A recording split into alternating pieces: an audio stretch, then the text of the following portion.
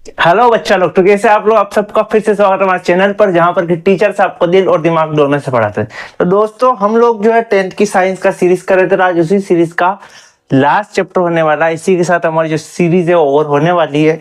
तो आज एक बहुत ही इंटरेस्टिंग चैप्टर बच्चा लोग हम करेंगे, जिसका कि नाम है इन्वायरमेंट, जो कि हमारी क्लास 10th की साइंस का लास्ट चैप्टर होने वाला है। इस चैप्टर को बच्चों बिल्कुल डिटेल से करेंगे, जिसके की बाद होंगे आपके सारे डाउट्स क्रिस्टल क्लियर। तो बच्चों, थोड़ा सा डिले जरूर हुआ है, बट बिफोर एग्जाम जैसे कि हमने प्रॉमिस किया था कि सारा सिलेबस ओवर हो जाएगा, तो आज उसी के साथ हम ये चैप्टर कंप्लीट ओवर कर देंगे। जिसके बाद हमारी 10th की सीरीज खत्म होने वाले, हम 12th का बहुत ही जल्दी सारे सब्जेक्ट लेकर आने वाले हैं। चलिए शुरू करते हैं चैप्टर को बिना किसी देरी के। Hold on a second.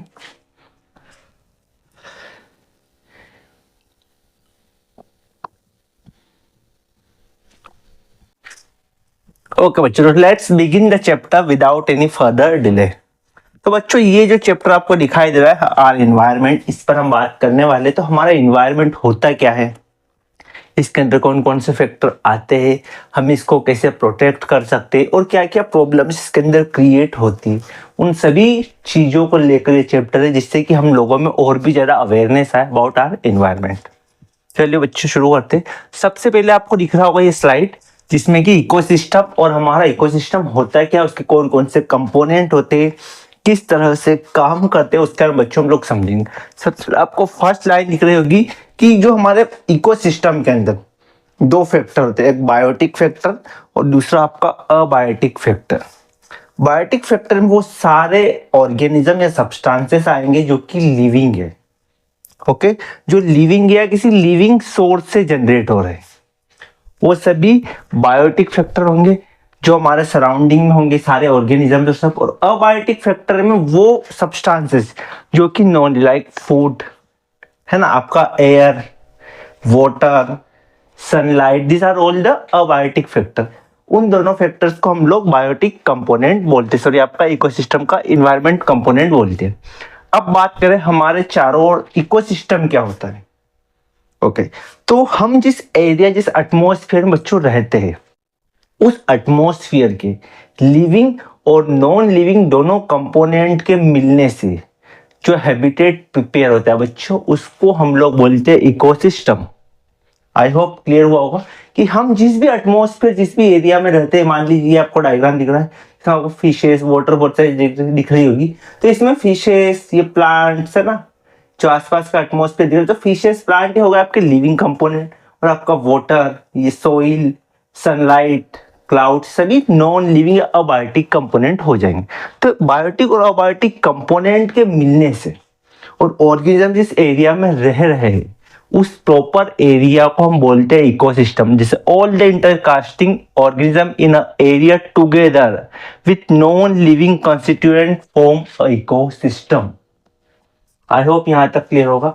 अब ये चार कंपोनेंट होते हैं आपके, देखिए बायोटिक कंपोनेंट पर हम बात कर चुके, होते क्या, ऑल लिविंग ऑर्गेनिज्म। अबायोटिक में फिजिकल फैक्टर लाइक आपका टेम्परेचर, रेनफॉल है ना बच्चों, वाइंड, सॉइल एंड मिनरल्स, ये सारे ही अबायोटिक फैक्टर में आते हैं। नेचुरल इकोसिस्टम क्या होता है, जो कि नेचर, फॉरेस्ट हो गए, हमने नहीं बनाया है, नेचर ने बनाया ना, पॉन्ड्स जो नेचर ने बनाया, लेक्स एंड तालाब वगैरह है ना, उसका ह्यूमन से आर्टिफिशियल इकोसिस्टम हम बोल सकते हैं।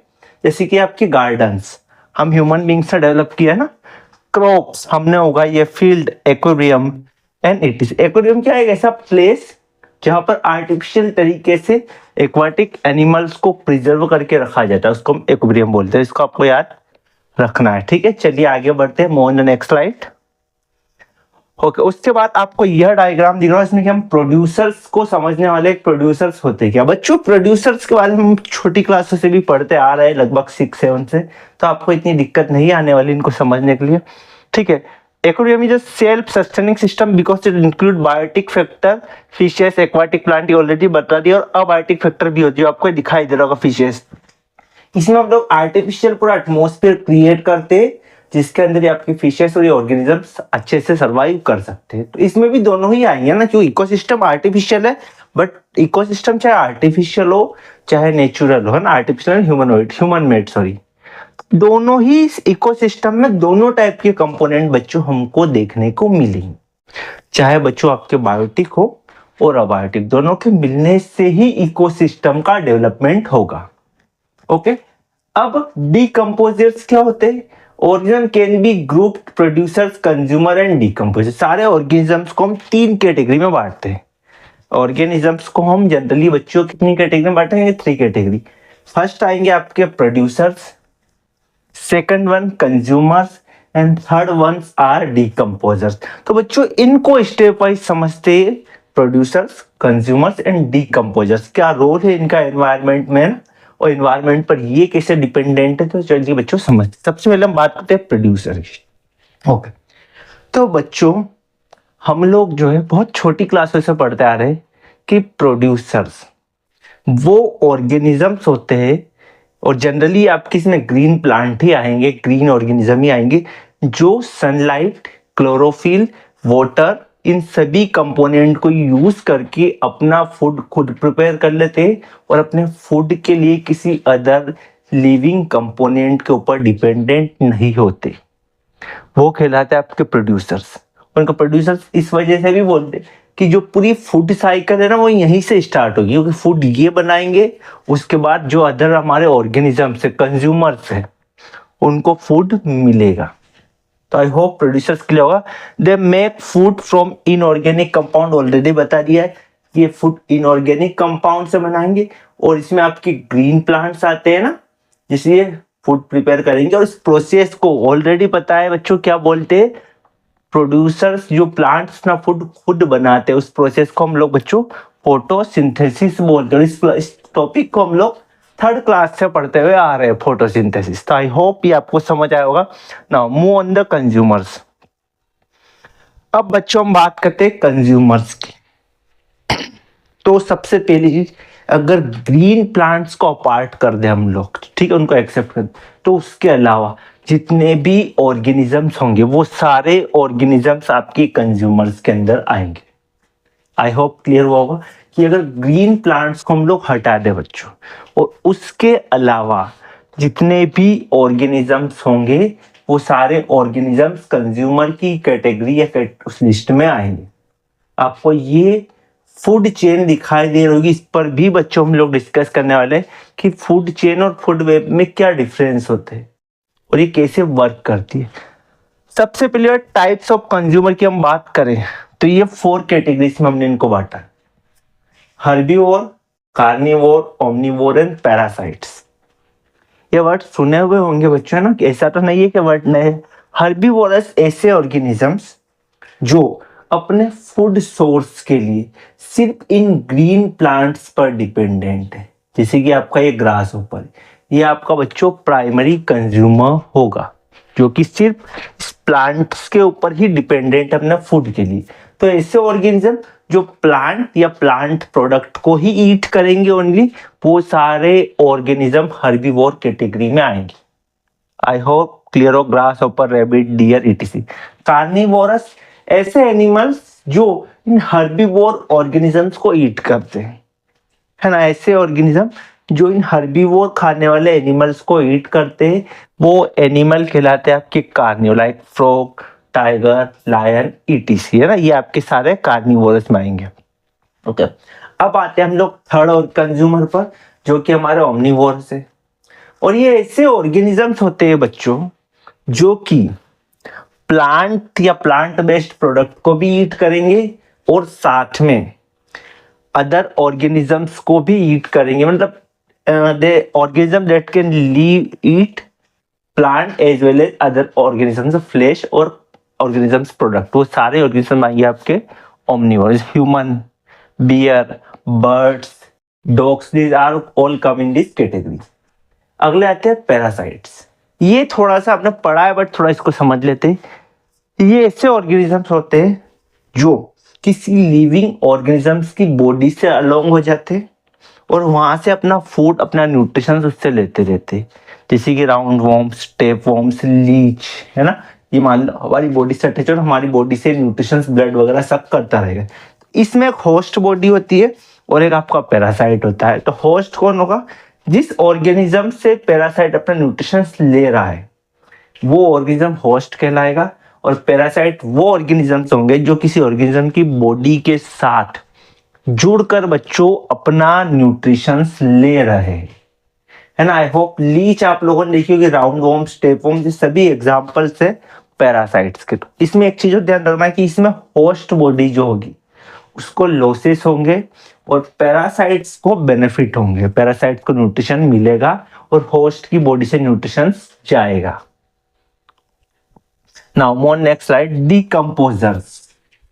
इनको इकोसिस्टम का क्लीनर भी बोलते हैं हम लोग, क्योंकि इकोसिस्टम या एनवायरनमेंट को क्लीन करने का काम करता है। कैसे, उस पर बात करते थे।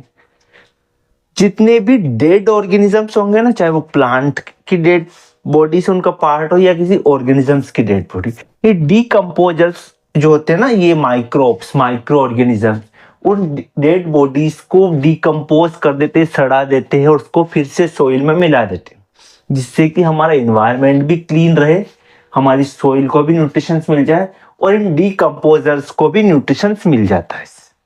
आई होप ये समझ आया होगा। They break down dead remain and waste product to of organism complex organic substance to simple और इनऑर्गेनिक सब्सटेंसेस। समझ आएगा, जो डेड या सड़े हुए ऑर्गेनिजम्स की डेड पार्ट्स को ये लोग सड़ाकर सिंपल इनऑर्गेनिक सब्सटेंसेस में तोड़ देती है बच्चों। ओके, क्या करते हैं ये कि ब्रेक डाउन करते हैं डेड और बचे हुए वेस्ट सब्सटेंसेस को, उनको सिंपलर मॉलिक्यूल इनऑर्गेनिक सब्सटेंसेस में ब्रेक डाउन कर देते हैं। ओके, अब इससे बेनिफिट्स क्या है?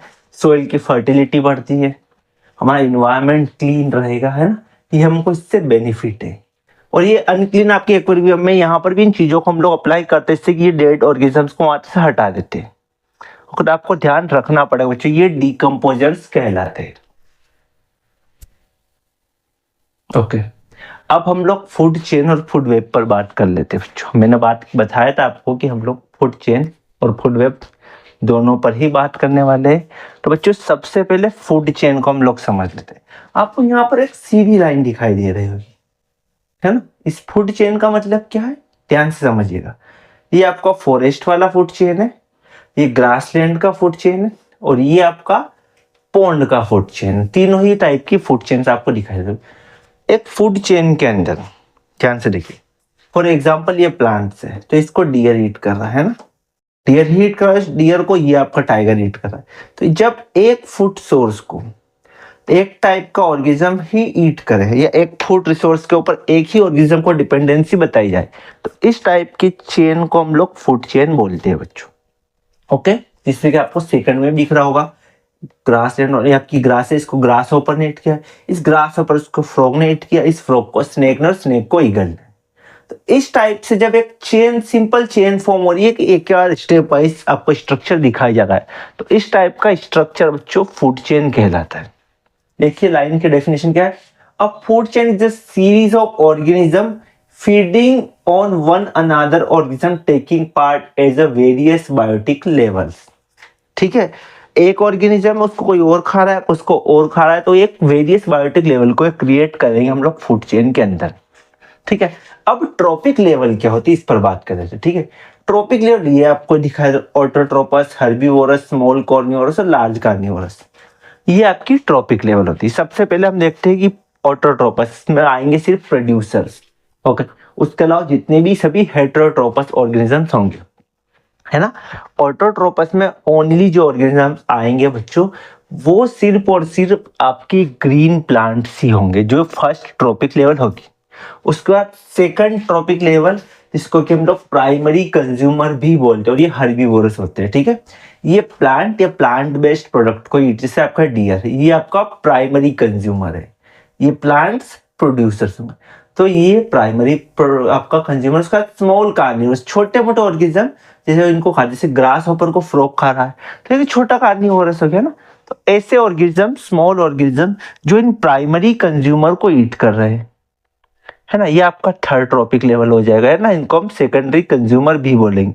प्राइमरी में हर्बीवोरस, स्मॉल कार्निवोरस सेकेंडरी, और लार्ज कार्निवोर में आपके टर्शियरी, आपका फोर्थ ट्रॉपिक लेवल आ जाएगा, टर्शियरी कंज्यूमर्स होंगे, जैसे कि आपका टाइगर। ठीक है, ये एक बड़ा ऑर्गेनिज्म है और बड़े बड़े ऑर्गेनिज्म को ईट कर लेता है ना। तो ये आपका लार्ज कार्निवोर, टर्शियरी कंज्यूमर है, और ट्रॉपिक लेवल नंबर फोर्थ यहाँ पर होगा। ओके, अब बच्चों ये फूड चेन आपको दिखाई दे रही होगी। ये पॉइंट्स हम लोग discuss, the food is a fuel to provide energy. अब फूड हमको कंज्यूम ही क्यों करना है? तो बच्चों फूड हमको एनर्जी प्रोवाइड कर रहा है या फ्यूल की तरह वर्क कर रहा है हमारे लिए। तो किसी व्हीकल को चलाने में हमको फ्यूल की नीड है, उसके बिना व्हीकल वर्क नहीं करेगा। Same as it is our body, है ना, कि अगर हमको उसको वर्क करवाना है तो हमको उसको फ्यूल देना पड़ेगा, और फ्यूल से हमको क्या मिलेगी? एनर्जी। और एनर्जी के लिए हमको फूड कंज्यूम करना ही पड़ेगा, चाहे कोई भी लिविंग ऑर्गेनिज्म हो। ठीक है, ऑटोट्रोपस हम लोगों को पता ऑलरेडी कि सोलर एनर्जी को एब्जॉर्ब करेंगे, उसको कन्वर्ट कर लेंगे केमिकल एनर्जी में और फूड बना लेंगे। डिकम्पोजर्स क्या होते हैं हमको पता है। हेटरोट्रोपस वो ऑर्गेनिज्म जो इन प्लांट के ऊपर डिपेंडेंट और सभी कंज्यूमर में आ जाएंगे, हेटरोट्रोपस कहलाएंगे। हेटरोट्रोपस मैंने ऑलरेडी बताया बच्चों, वो सारे ऑर्गेनिजम्स प्लांट को छोड़कर जो फूड नहीं बना पाते सभी हेटरोट्रोपस में आएंगे। ठीक है, प्लांट को छोड़कर वो सारे ऑर्गेनिज्म जो अपना फूड प्रिपेयर नहीं कर पाते बच्चों, वो सारे ऑर्गेनिज्म हेटरोट्रोपस के अंदर आएंगे। और डीकम्पोजर्स पर हमने ऑलरेडी बात कर ली है। ओके, ये आपको ट्रॉपिक लेवल प्रोड्यूसर्स प्राइमरी से हम ऊपर जाना है, ट्रॉपिक लेवल आपको छोटा होता हुआ दिखाई दे रहा होगा ना। इसका रीजन ये है कि एक ट्रॉपिक लेवल से जब हम दूसरे ट्रॉपिक लेवल में जाते हैं, ठीक है, तो एनर्जी का सिर्फ 10% ही ट्रांसफर होता है एक ट्रॉपिक लेवल से दूसरे ट्रॉपिक लेवल। अब बच्चों बाकी 90% कहाँ गया? तो बाकी 90% उस ऑर्गेनिज्म ने अपने ही वर्क में, अपनी बॉडी फंक्शंस में और वहां पर यूज कर लिया, उस ट्रॉपिक लेवल में ही वो रह गया। तो आप देखिएगा जैसे हम ऊपर बढ़ेंगे ना तो ये आपका छोटा होता जाएगा स्ट्रक्चर। ठीक है, तो प्रोड्यूसर से 10% प्राइमरी कंज्यूमर को मिला, इससे 10% इसको मिला और इससे 10% टर्शरी कंज्यूमर्स को मिला। अब फूड वेब पर बात करने थे। अब फूड वेब बहुत बेसिक सा टॉपिक बच्चों, समझ जाओगे, देखिएगा ध्यान से। ये एक जाल लाइक स्ट्रक्चर दिख रहा है ना आपको, इसी को हम लोग फूड वेब बोलते हैं। अब ध्यान से देखिए, मान लीजिए प्लांट है, ऐसा तो है नहीं कि इसको एक ही ऑर्गेनिज्म ईट करेगा, इसको मल्टीपल ऑर्गेनिज्म ईट कर सकते हैं ना। ये आपका डियर है ना, इस डियर को या फिश को ऐसा तो है नहीं कि एक ही ऑर्गेनिज्म को आपका ये बग जो ये भी खा सकता है ना, इसका बर्ड, इसको ह्यूमन बीइंग भी ईट कर सकता है, कोई अदर बड़ी फिश भी इसको ईट कर सकती है। तो ऐसा फूड वेब उसको बोले जिसमें कि एक फूड रिसोर्स के ऊपर मल्टीपल ऑर्गेनिज्म डिपेंडेंट होते हैं, उसको बच्चों हम लोग क्या बोलेंगे? Food web. जिसमें आपको दिखाई दे जाल लाइक स्ट्रक्चर कि इस रेट को मल्टीपल ऑर्गेनिज्म खाने को रेडी दिख रहा होगा आपको, है ना। तो एक फूड सोर्स है, उसको मल्टी, जैसे चूहा है उसको कैट भी खा सकती है, डॉग भी ईट कर सकता है, ईगल भी ईट कर सकती है, तो कोई दूसरा कार्निवोर ऑर्गेनिज्म भी ईट कर सकता है ना। प्लांट है उसको डियर भी ईट कर सकता है, बर्ड्स भी खा सकते हैं उसको, है ना, या दूसरा कोई ऑर्गेनिज्म वो भी ईट करेगा। तो ये आपका इस तरह से फूड वेब प्रिपेयर, इसमें कि एक फूड रिसोर्स के ऊपर एक से ज्यादा ऑर्गेनिज्म के बीच में इंटर कॉम्पिटिशन होता है। आई होप समझ आया होगा। प्राइमरी कंज्यूमर बात कर ली हमने, ठीक है, ये आपके प्राइमरी कंज्यूमर में कौन आएंगे? जो आपकी हर्बीवोर है। सेकेंडरी कंज्यूमर में जो स्मॉल कार्निवोर है ना, और टर्शरी कंज्यूमर में वो आएंगे जो बड़े लार्ज लेवल के कार्निवोर्स ऑर्गेनिज्म होते हैं। और ये ट्रॉपिक लेवल आपका चल जाएगा ना, ये फर्स्ट ट्रॉपिक लेवल है आपका, सेकंड, थर्ड और फोर्थ ट्रॉपिक लेवल तक हम जाते हैं ना। ये आपका प्रोड्यूसर जो है ये प्राइमरी ट्रॉपिक लेवल में आते हैं ना, फर्स्ट ट्रॉपिक लेवल। ये आपका second, third and fourth trophic level हमारे होंगे। आई होप यहाँ तक आपको बच्चों चीजें क्लियर हो रही होंगी। Okay, food chain generally consist only 3 और 4 स्टेप्स, है ना। फूड चेन जनरली 3 से 4 स्टेप्स ही होते हैं, जबकि फूड वेब में आपको मल्टीपल स्टेप्स देखने को मिलेंगे। ठीक है, since so little energy is available for the next trophic level, इसलिए नेक्स्ट ट्रॉपिक लेवल के लिए एक छोटी एनर्जी आपकी अवेलेबल होती है। There are generally so many individual at lower trophic level producers is greater number, है ना। अब हम सभी को बताएं कि एक ट्रॉपिक लेवल है, मान लीजिए आपकी प्राइमरी कंज्यूमर की ट्रॉपिक लेवल, तो इसमें ऐसा तो होगा नहीं सिर्फ एक ही टाइप के ऑर्गेनिजम्स होंगे जो हर्बीवोर होंगे, मल्टीपल ऑर्गेनिजम्स होंगे ना। तो वही चीज है कि एक ट्रॉपिक लेवल में मल्टीपल ऑर्गेनिजम्स बच्चों होते हैं जिनको की फूड की रिसोर्सेस की नीड होगी। इस प्लांट को मल्टीपल ऑर्गेनिज्म डिपेंडेंस होंगे फूड के लिए ना। सेकंड पॉइंट आप देखिए, ईच और जनरली रिटन बाय 2 और मोर काइंड्स ऑफ ऑर्गेनिज्म, बात कर लिए कि एक ही ऑर्गेनिज्म को दो या दो से ज्यादा ऑर्गेनिज्म भी उसके लिए डिपेंडेंट होते हैं फूड वेब के अंदर, जबकि फूड चेन एक सीधी चेन की फॉर्म में चलेगा ना। फूड वेब में एक ही फूड रिसोर्स के ऊपर मल्टीपल ऑर्गेनिज्म डिपेंडेंट रहते हैं अपने फूड या न्यूट्रिशन या एनर्जी के लिए। ये आपको दिख रहा होगा सनलाइट, इससे एनर्जी, केमिकल एनर्जी इन्होंने बनाया, प्रोड्यूसर्स ने फूड प्रिपेयर किया, हर्बीवोर्स को मिला, कार्निवोर्स को मिला, और टॉप कार्निवोर्स को मिला। ये आपका फ्लो ऑफ एनर्जी है ना। पढ़ लेते फास्ट। एनर्जी अनडायरेक्शनल होती है, does not revert back from autotroph to the sun और कंज्यूमर टू ऑटोट्रोप, है ना। ये अनडाइवर्ट होती है, ऐसा नहीं होगा स्टॉप कार्निवोर से फिर सनलाइट, सन के पास चली जाएगी एनर्जी, ऐसा नहीं होगा कि इस प्रोड्यूसर से फिर सन वापस एनर्जी, तो अनडाइवर्ट होती है, एक ही डायरेक्शनल में मूव करती है ना, जो आपको दिखाई दे रहा है। तो एक लेवल से दूसरे लेवल में जाएगी, पर उस दूसरे लेवल से फिर से पिछले वाले लेवल में एनर्जी नहीं आएगी। ये पॉइंट याद रखिएगा बच्चों, है ना। यहाँ से ऑब्जेक्टिव बन सकती है कि जो एनर्जी होती है वो डायरेक्शनल होती है, अनडायरेक्शनल होगा, है ना। तो अनडायरेक्शनल होगी, यानी सिर्फ एक ही डायरेक्शन में मूव करेगी। यूनिडायरेक्शनल भी कह सकते हो आप, है ना। यूनिडायरेक्शनल यानी एक डायरेक्शन में मूव करेगी, वो मल्टीपल डायरेक्शन में मूव नहीं करेगी, या फिर से रिवर्स बैक नहीं आएगी। आपको मेन चीज ये याद रखना कि एनर्जी यूनिडायरेक्शनल होगी और फिर से बैकवर्ड वो नहीं आ सकती। दूसरी, energy available each trophic level get diminished, हमने ऑलरेडी बात, जब एक ट्रॉपिक लेवल से दूसरे ट्रॉपिक लेवल में एनर्जी जाएगी तो एनर्जी प्रोग्रेसिवली कम होती जाएगी। इस प्रोड्यूसर्स के पास जितनी एनर्जी होगी, नेक्स्ट ट्रॉपिक लेवल में उसका 10% एनर्जी ही जाएगी। फिर हर्बीवोरस ने जो ली उससे 10% कार्निवोर में जाएगी। तो ये भी आपको ध्यान रखना है कि हर एक लेवल में जब एनर्जी जाएगी तो डिमिनाइज्ड होगी, यानी कम होती जाएगी अपनी प्रीवियसली से, है ना। यानी लॉस ऑफ एनर्जी भी यहाँ पर होता है। फूड चेन एंड वेब्स, बच्चों ये एक बहुत प्रॉब्लम है बहुत बड़ी, कि इकोसिस्टम जो होता है बहुत ज्यादा पोल्यूटेड हो जाता है हम ह्यूमन एक्टिविटीज की वजह से ही। तो हम ह्यूमंस ने आज इन्वायरमेंट को इतना पोल्यूटेड कर दिया है कि जिसकी कोई लिमिट या हद हम लोग भूल चुके हैं, और उसी के बाय प्रोडक्ट में हमको ढेर सारी बीमारियां भी मिली है बच्चों। जो ह्यूमन बीइंग पहले मोर देन 100 ईयर सर्वाइव करता था, आज के टाइम पे 60-70 ईयर क्रॉस करना भी बहुत बड़ी प्रॉब्लम हो चुकी है ना। क्यों? क्योंकि हमने बहुत ज्यादा पोल्यूशन लेवल को इंक्रीज कर दिया है। ठीक, चलिए इस पर बात करते हैं। आपको ये डायग्राम देखिए ध्यान, मान लीजिए ये आपका कोई एक्वाटिक ऑर्गेनिज्म और यहाँ पर कोई वॉइल स्प्लिट हुआ, यहाँ पर बैक्टीरिया ऐसा या कोई केमिकल आया ना, केमिकल गिरा, उसकी वजह से बैक्टीरियम्स को ईट किया। अब इस बैक्टीरियल वाले वाटर में इस फिश ने सर्वाइव किया ना, यहाँ से इसके अंदर आपके पेस्टिसाइड्स केमिकल आ गए। अब इसको इस फिश ने ईट किया और इस फिश को ह्यूमन ने ट्रैप करके उसने ईट किया, तो डिसीज जो है वो लेवल बढ़ता जा रहा है। दिखाई दे रहा होगा आई होप आपको कि पेस्टिसाइड्स जो थे वो यहाँ है, क्योंकि हम जनरली अपने खेतों में या अपने फार्म में पेस्टिसाइड्स का यूज करेंगे, वो पानी के साथ बह कर इन वाटर बॉडीज में चले जाएंगे, वहां से ये ऑर्गेनिज्म उनको कंज्यूम कर लेंगे, पानी के साथ इनकी बॉडी में जाएगा, वो घूम फिर कर हम ह्यूमन बीइंग्स में ही आ जाएगा, जिससे कि हमारा लाइफ स्पैन और भी ज्यादा कम हो गया। अब एक चीज बताइए बच्चों, इस पॉल्यूशन के लिए कौन रिस्पॉन्सिबल? क्या एनवायरनमेंट रिस्पॉन्सिबल है, या मछलियां रिस्पॉन्सिबल है, या हम लोग रिस्पॉन्सिबल है? ऑब्वियस सी बात है कि हम ही लोगों ने पॉल्यूशन फैलाया है ना। इन ऑर्गेनिजम्स को तो पड़ी नहीं कि उसमें पॉल्यूटेड करेंगे, ये तो क्लीन करते एनवायरनमेंट को ज्यादा। तो इससे आप समझ सकते हो अच्छे से ना।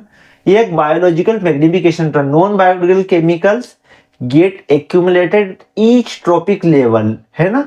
जो आपके केमिकल्स होंगे जो नॉन बायोडिग्रेडेबल, उसका हर एक ट्रॉपिकल लेवल में पहुंचना, इसको बायोलॉजिकल मैग्निफिकेशन कहते हैं बच्चों। इंपॉर्टेंट है, ध्यान रखिएगा कि the non degradable chemicals get accumulated each trophic level, है ना। This is called biological magnification. इसको बहुत अच्छे से कर लीजिएगा बच्चों, इंपॉर्टेंट है।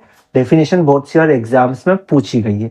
और ये पेस्टिसाइड्स सब पहुंचते कैसे? हम ही लोगों की वजह से ना, इन वाटर बॉडीज में या इन्वायरमेंट पे हम ही लोगों की वजह से पहुंचते हैं।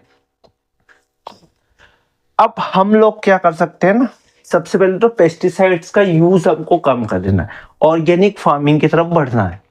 थोड़ा प्रोडक्शन डिक्रीज होगा but at the same time हमको न्यूट्रिशन वैल्यू ज्यादा मिलेगी, हमारा इन्वायरमेंट जो पोल्यूटेड कम होगा, तो पेस्टिसाइड्स के स्टॉक को रोक देना। अब इसको कम करने के लिए हम क्या कर सकते हैं? सबसे पहले तो मिनिमाइज यूज कर दीजिए हम लोग, ये केमिकल्स का कम से कम यूज करना है। अगर उसके बिना कोई अल्टरनेट मिल रहा है तो वो यूज कर लो। दूसरा, हमने जो फ्रूट्स वेजिटेबल यूज किए उनको कंज्यूम करने से पहले अच्छे से धो लो, ठीक है। ऑर्गेनिक फ्रूट्स और वेजिटेबल्स मिलते हैं, उनको कंज्यूम करें ना, उनकी तरफ शिफ्ट होना है, जिससे कि पोल्यूशन लेवल को थोड़ा बहुत हम डिक्रीज कर सके। ओजोन लेयर, हम सभी को पता है कि हमारे इन्वायरमेंट में, एटमॉस्फेयर में एक लेयर है O3 की, इसको ओजोन लेयर बोलते हैं, और इस सन से आने वाली हार्मफुल यूवी रेस को आने से रोकती है, वहीं पर ट्रैप करके रखती है। बट हम लोग रेफ्रिजरेटर्स के, एसीज के इतने डिपेंडेंसी हमने कर ली, और उसमें एक बहुत हार्मफुल गैस होती है क्लोरोफ्लोरोकार्बन, CFC, है ना। उस गैस की वजह से इस ओजोन लेयर के अंदर डिप्लोशन शुरू हो गया, इसमें छेद हो गए बहुत सारे, जिसकी वजह से हार्मफुल सनलाइट अर्थ पर सीधी आ रही, और इसी की वजह से हमको मल्टीपल डिसऑर्डर्स ह्यूमंस में एज वेल एज प्लांट में और अदर ऑर्गेनिज्म में देखने को मिला है। इसका बेसिक सा एग्जांपल है आपका स्किन कैंसर। यहाँ तक क्लियर होगा बच्चों कि हमारा एटमॉस्फेयर में एक ओजोन की लेयर होती है जो सन से आने वाली हार्मफुल यूवी रेस को रोकती है। बट इस लेयर में डिप्लोशन शुरू हो गया, ये लेयर आपकी डैमेज हो रही है, इसकी वजह से हार्मफुल सनलाइट यूवी रेस अर्थ पर आ रही है, उसकी वजह से हमको बहुत सारी बीमारियों का सामना करना पड़ रहा है। तो इसके लिए हम क्या कर सकते हैं, उस पर बात करते हैं बच्चों। UNEP जो है हमारी, है ना, United Nation environment programme, UNEP, इसने अब ऐसा मैंडेटरी कर दिया कि अभी जो रेफ्रिजरेटर बनेंगे उनमें CFC का यूज नहीं करेंगे ना, ऐसी में होगा। इससे ओजोन के डिप्लोटेशन को हम लोग कुछ हद तक कंट्रोल कर सकते हैं, और इसमें हमने थोड़ा बहुत बेनिफिट्स हमको हुए भी है जब से UNEP ने 1986 में इस लेवल को इम्प्लीमेंट किया है। बट अभी भी कुछ कंपनीज या कुछ कंट्रीज में इस पर प्रॉपर ध्यान नहीं दिया जा रहा है। तो हमको क्या करना है, रेफ्रिजरेटर इनका यूजेस कम करना है, मिनिमल करना है, इनके बिना भी इनके अल्टरनेटिव से हमारा काम हो सकता है बच्चा ना। तो हम इस लेयर को बचा सकते हैं, इससे कि हमारी आने वाली जो जनरेशन है वो भी ज़्यादा हेल्दी, बेटर और एक अच्छा लाइफ स्पॉन उनके पास होगा। तो अगर इन्वायरमेंट में ध्यान देते, तो आपको ध्यान रखना है यूनाइटेड नेशंस ने बनाया इस प्रोग्राम को 1986 में, जिसके तहत हमें रेफ्रिजरेटर में इसमें CFC का यूजेस हमको नहीं करना होता है। ये हमारा गार्बेज है ना, कचरा। तो गार्बेज को बच्चों हम लोगों को जनरली दो कैटेगरी में बांटते हैं, और हमारे घरों में भी जो गाड़ी आती है कचरा कलेक्ट करने, है ना, सफाई वाले जो आते हैं, वो दो कंटेनर रखते हैं अपने साथ, जिसमें कि एक में बायोडिग्रेडेबल कंटेनर होता है और एक में नॉन बायोडिग्रेडेबल कंटेनर होता है। अब बायोडिग्रेडेबल कचरा क्या होगा, आपका वेस्ट, ऐसा वेस्ट आपके सब्जियों के छिलके, है ना, फ्रूट्स के पीलो, या आपकी जो भी ब्लड के क्लॉट्स है ना, जो ऑर्गेनिक कंपाउंड से, जो लिविंग ऑर्गेनिज्म से बने, वो सभी बायोडिग्रेडेबल वेस्ट में आएंगे। और प्लास्टिक, कांच, ग्लासेस, है ना, ये सभी, ये आपके बैटरीज, मोबाइल के पार्ट, चार्जर, सभी नॉन बायोडिग्रेडेबल सब्सटेंसेस उस गार्बेज में आएंगे। आई होप ये क्लियर हुआ होगा। इन पॉइंट्स को डिस्कस कर ले रहे। गार्बेज होता है क्या, अनवांटेड मटेरियल है जिनको पीपल या हम लोग फेंक देते हैं हमसे दूर, वो सभी हमारे लिए कचरा है, ठीक है। In organic specific enzyme needed to break down a particular substance, so if we eat coal we do not get energy, है ना। तो इन सब्सटेंसेस को ईट करने के लिए ऑर्गेनिजम्स की नीड होती है ना, जिससे हमको एनर्जी मिल रही है। तो हर एक लेवल पर इसका ब्रेकडाउन होता है बच्चों ना। प्लास्टिक और ग्लासेस और इन्वायरमेंट में कई सालों तक बने रहते। ये चार्ट देखिए बच्चों, ये कौन सा टाइप का जो आपका सब्सटेंस है वो इन्वायरमेंट में कितने सालों तक रहता है। जनरली ग्लास बोतल 500 ईयर्स तक सर्वाइव कर सकती है ना environment. Plastic bags 10 to 20 year, plastic container 50 to 80 years, plastic soda बोतल 450 ईयर्स तक इन्वायरमेंट में रहते, इतना पोल्यूटेट कर सकते हैं। और नायलॉन फैब्रिक 30 to 40 ईयर्स। ये सारा कचरा आपको दिख रहा हो। अब समझते बच्चों, ये फर्स्ट वाला जो आपको, ये सारा बायोडिग्रेडेबल है, और ये जो तीनों कैटेगरी से ये नॉन बायोडिग्रेडेबल कचरे के अंदर आता है, और ये इकोसिस्टम को, एनवायरनमेंट को बहुत ज्यादा पोल्यूटेड करने के लिए काफी है ना। तो इस पर आपको ध्यान देना है। तो नॉन बायोडिग्रेडेबल में क्या आएगा, ऐसा कचरा, ऐसा गार्बेज जो कि प्लास्टिक, आपका है ना, या अदर ग्लास, नाइलॉन, जो नॉन लिविंग कंपोनेंट से जनरेट हो रहा है ना, और ये इन्वायरमेंट पे लंबे टाइम तक बना रहता है, वो सारा नॉन बायोडिग्रेडेबल। और बायोडिग्रेडेबल वो जिनको कोई लिविंग ऑर्गेनिज्म डिकम्पोजर्स कंज्यूम करके खत्म कर सकते हैं, जबकि इस प्लास्टिक को, इन ग्लासेस को कोई भी डिकम्पोजर्स भी ईट नहीं करेगा, है ना। तो डिकम्पोजर जिसको ईट कर दे वो सारे बायोडिग्रेडेबल, और डिकम्पोजर्स भी जिनको कंज्यूम ना कर पाए वो सारा कचरा नॉन बायोडिग्रेडेबल होता है बच्चों। ओके, ये आपको लिख रहा है 2 कंटेनर हम लोगों ने जनरली देखे है ना। ग्रीन वाले में हमको वो कचरा डालना है जो कि बायोडिग्रेडेबल वेस्ट होता है हमारा, ठीक है। और इस वाले ब्लू कंटेनर में हमारा सारा वो वेस्ट आएगा जो कि नॉन बायोडिग्रेडेबल होता है। जो पहले प्लास्टिक कप्स आते थे जिनमें हम टी या मिल्क वगैरह, उसको भी गवर्नमेंट ने, अथॉरिटीज ने कम्प्लीटली बैन कर दिया था, भी हम लोगों को देखने को जनरली नहीं मिलते, ठीक है। तो biodegradable plastics poly acetic acid है ना, पॉली एल्काइनिक क्यूटेन्स, पॉलीब्यूटाइल सक्सेनेट, ये सभी बायोडिग्रेडेबल सब्सटेंस होते हैं ना। ये प्लास्टिक है बट ये जल्दी इन्वायरमेंट में खत्म हो जाता है, लॉन्ग टाइम तक नहीं बना रहता है, और ये बायोडिग्रेडेबल यानी लिविंग ऑर्गेनिज्म को कंज्यूम कर सकते हैं, डिकम्पोजर्स इनको इन्वायरमेंट से बच्चों हटा सकते हैं, ठीक है। बायोडिग्रेडेबल में non biodegradable waste produce at home and classroom should be collected separately and treated properly. बहुत इंपॉर्टेंट, हमारे घरों में, क्लासरूम में, ऑफिस में जहाँ भी हम काम करते हैं वहां पर हम लोगों में भी अवेयरनेस चाहिए बच्चों कि जो बायोडिग्रेडेबल वेस्ट है, वो नॉन बायोडिग्रेडेबल गार्बेज या वेस्ट, उनको हम लोग सेपरेटली कलेक्ट करें, जिससे कि उसका मैनेजमेंट अथॉरिटीज के लिए थोड़ा इजी हो जाए। ओके, हम लोग क्या करते हैं, केयरलेस होकर उसी कंटेनर में बायोडिग्रेडेबल जा रहा है, उसी कंटेनर में नॉन बायोडिग्रेडेबल वेस्ट भी हो रहा है, तो इससे इन्वायरमेंट और भी ज्यादा पोल्यूटेड होता है, क्योंकि म्यूनिसिपैलिटीज या अथॉरिटीज को भी उनको सेपरेट करने में प्रॉब्लम्स होती है। तो हम लोग अगर अवेयर होंगे तो हमारी सोसाइटी और ज्यादा क्लीन और ग्रीन रह पाएगी, ठीक है। तो लोकल बॉडी जो कलेक्ट कर रही है, म्यूनिसिपैलिटी हो, पंचायत हो, कॉर्पोरेशन हो, है ना, रेसिडेंस या ऑफिस वगैरह से, तो इनको इसको ट्रीट करना थोड़ा इजी हो जाता है अगर हम लोग सेपरेट अपने से अपने लेवल पर ही करें, ठीक है। Improvement in life style and changes in attitude, हमारा लाइफ स्टाइल भी हम चेंज कर इंप्रूव आ सकते, प्लास्टिक को यूज ही ना करें, ग्लास बोटल्स के अल्टरनेट ढूंढे, उनको रीयूज कर लें, वो कर सकते हैं हम लोग। पैकेजिंग को चेंज कर लो, है ना, तो इससे भी हम प्लास्टिक वेस्ट को कंट्रोल कर सकते हैं। ये अल्टरनेटिव से जो आपको दिख रहा है, ये रिसेंटली बहुत बड़ा चेंज है। ये आपका प्लास्टिक कप्स का बहुत अच्छा अल्टरनेटिव है आपका पेपर कप, और ये कुल्हड़ होते हैं जो मिट्टी के बनते हैं, बट इससे भी क्या होगा कि सोइल से बनते हैं तो सोइल की टॉप लेयर इनसे खत्म होती जाएगी, ये पॉल्यूशन नहीं करेंगे, बट इनका अगर ज्यादा यूज अपन करेंगे ना तो फर्टाइल लेयर से बनती है, सोइल की टॉप लेयर इनसे खत्म होती जाएगी। तो उसका बहुत अच्छा अल्टरनेटिव है आपका ये पेपर कप, इससे पॉल्यूशन भी नहीं होता है, बायोडिग्रेडेबल भी है, और इन्वायरमेंट पे ज्यादा टाइम तक बना भी नहीं रहता है। तो इसको भी हम लोग यूज कर सकते हैं पेपर कप को, ठीक है, जो आजकल जनरली बहुत आम से हमको देखने को मिलता है। ई वेस्ट का जितना भी इलेक्ट्रॉनिकल डिवाइसेस से जो वेस्ट निकलता है, वो सारा वेस्ट बच्चों हमारा ई वेस्ट के अंदर आता है, जो कि आपको दिखाई दे रहा है ना, टेलीफोन्स, मोबाइल, कंप्यूटर, टेलीविजन, है ना, इससे कैडमियम, लेड, है ना, आपका नाइक्रोम, ये सब मल्टीपल टाइप के सब्सटेंसेस निकलते जो कि रेडियो एक्टिव भी होते और बहुत ज्यादा पॉल्यूशन करते हैं, हमारे स्केलेटल सिस्टम को भी डिफॉर्म कर सकते हैं, किडनी को और इंटरनल ऑर्गन को, इतने रेडिएशन इनमें क्रिएट होते हैं, ठीक है। तो ई वेस्ट में सारा इलेक्ट्रॉनिक कचरा आता है। आई होप यहाँ तक चीजें क्लियर होगी।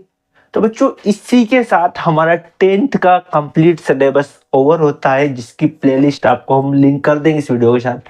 आई होप वीडियो पसंद आई होगी, तो अगर वीडियो पसंद आई है तो चैनल को लाइक, शेयर और सब्सक्राइब करना बिल्कुल ना भूलें। Thanks for watching.